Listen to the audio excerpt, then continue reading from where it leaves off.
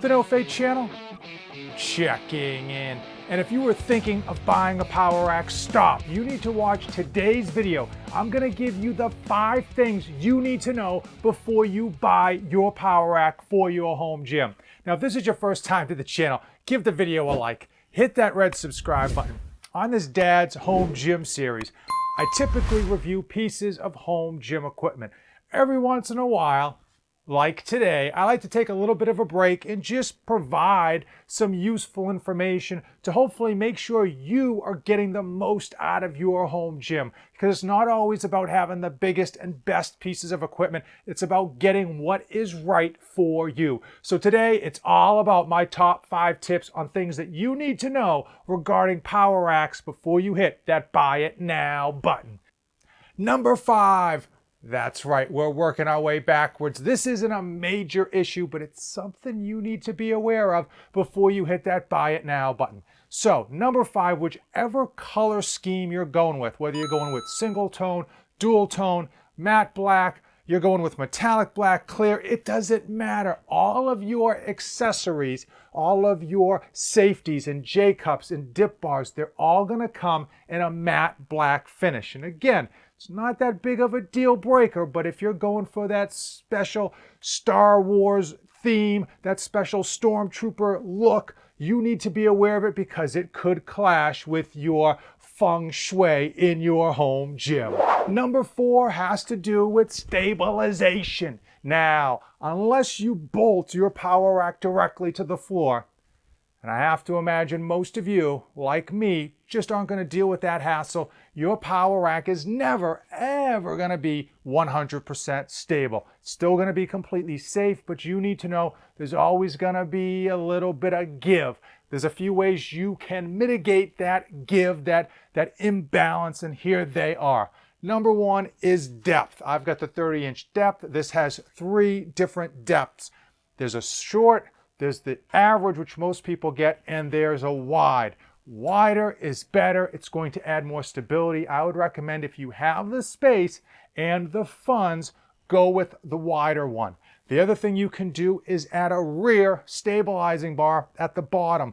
That will add a bit more stability, and you can add front-facing feet that will stabilize this power rack significantly, so much so that you can actually bench outside of your power rack. Keep in mind with this PR4000 and with most power racks, if you don't have those front-facing feet, those that you cannot actually put the bar here to bench because the weight of your massive bench is going to actually tip this whole rack forward, and it's not safe to do so. And the final thing you can do to help improve the stability of your power rack is to add weight storage. I don't have much weight on here. I've just got my change plates, but for many of you, you're going to use your power rack as a way to store those big boy plates. And adding a lot of weight to that power rack is actually going to keep it from wiggling and moving around just that much more. That extra weight is going to help.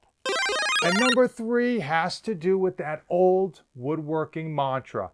Measure twice, cut once. And before you hit that buy it now button, you want to know the space that your rack is really going to be taking up. Not just the measurements that are online. You want to come down to your home gym or your garage gym, wherever it may be, tape it off, measure it out. Make sure you know the true distance, the true width, the true height of your home gym power rack so that you're not caught off guard. Keep in mind a few things. If you plan on actually using these back posts to bench on, to squat on, you are going to need at least 4 inches of room between the wall and your rack to load a bar. And if you're going to squat where you're going to put your head boom, all the way through, you're probably going to want more than 4 inches behind you. So when you look at those measurements, don't just assume you're going to slap that power rack right up against the wall. The other thing that you need to take into account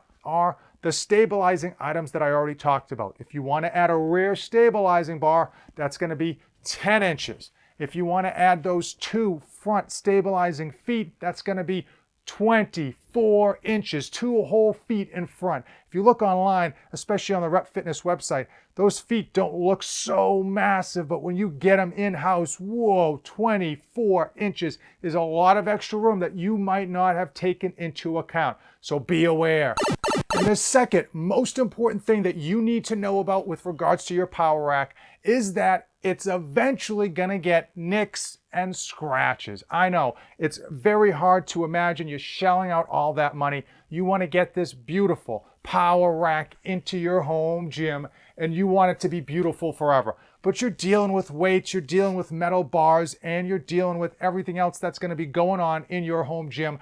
Eventually, over time, it's just gonna happen. You're gonna get a scratch, you're gonna get a nick. It's like a new car. You get a new car, it smells great, it runs great, but what happens? Eventually you get that first dent, oh man, and you feel bad. But the good thing about this power rack, unlike a car, is that there's really nothing to go wrong. The wheels aren't gonna degrade, the brake pads aren't gonna go bad, the spark plugs aren't gonna stop firing. This thing is always gonna work as it should. You're just gonna get a few scratches, a few nicks, but it's metal. So if you are so inclined down the road, a decade or two, if this has enough scratches to displease you, you can just simply disassemble it, take it outside, and with a few cans of spray paint, you can have it right as rain, good as new, lickety split. Now, the number one, the most important thing that you need to take into account, that you really need to sit down and think about, to give some serious thought to before you hit that buy it now button or that flash sale and get this monstrosity, this massive power rack in your home, you need to be aware that these are gonna last forever.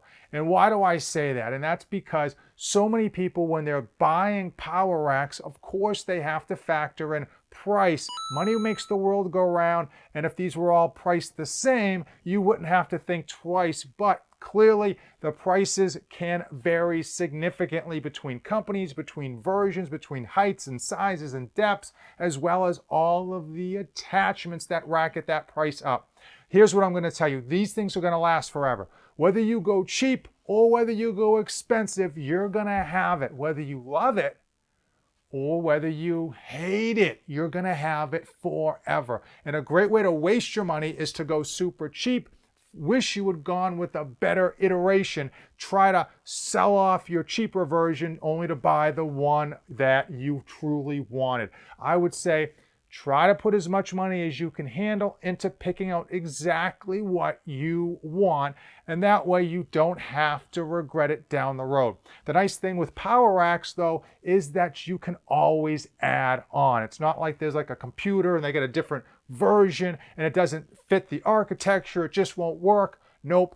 Down the road, if you want to get that attachment that you couldn't afford initially, you can. If you want to get those safety straps that, again, you just couldn't afford, boom, you can, etc. You get the idea. Really think about what you want and then decide what's going to be best for you in your home gym, in your space, and in your wallet. But do remember, whatever you buy, it will be around in 30 or 40 years. Whether you end up using it for that long or whether you end up selling it at a loss only to try to pick up a beautiful piece of equipment that you should have gone with first. So put your time in, put your ideas on paper, think it out, lay it out, make sure that you hit that buy it now button on your terms. Let me know, comment below if you already have a power rack. Did I hit all of the major power rack issues people should be identifying before they hit that buy it now button? And if you still have any questions regarding power racks, hey, drop them in the comments below and I'll get it answered as quickly as I can. I want to thank all my subscribers for using my affiliate links, which are in the description of today's video. Those links do help out the channel, and all that money goes right back into the channel, picking up equipment to help review for you, to make sure that you're getting not only what you want, but stuff that's going to exceed your expectations. Came this far in the video, you and me, we're best friends. So give this video a like, hit that red subscribe button. As usual, thank you for watching, and don't save anything for that trip back.